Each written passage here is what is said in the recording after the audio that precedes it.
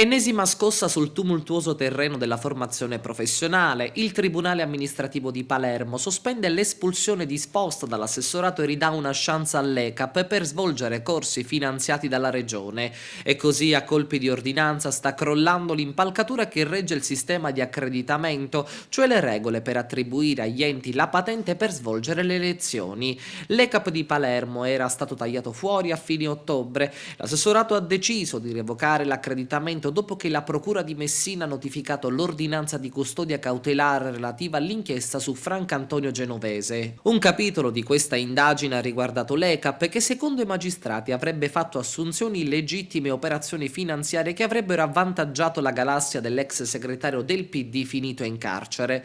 Tutte circostanze negate dai titolari dell'ente che hanno fatto ricorso al TAR e il Tribunale amministrativo ha accolto subito la richiesta di sospensione della revoca dell'accreditamento. La decisione finale è fissata al termine dell'udienza di merito che si svolgerà il 25 novembre.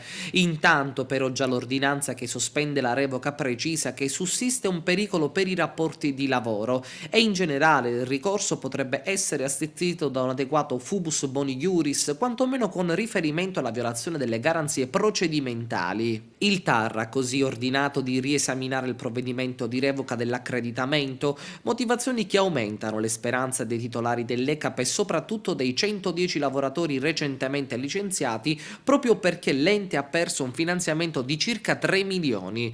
Secondo noi, precisa il titolare dell'ente Pietro Gaio, è inevitabile il riaccreditamento. Attendiamo che la Regione decida in questo senso e poi valuteremo la situazione del personale che per il momento, conclude, non abbiamo potuto evitare di licenziare.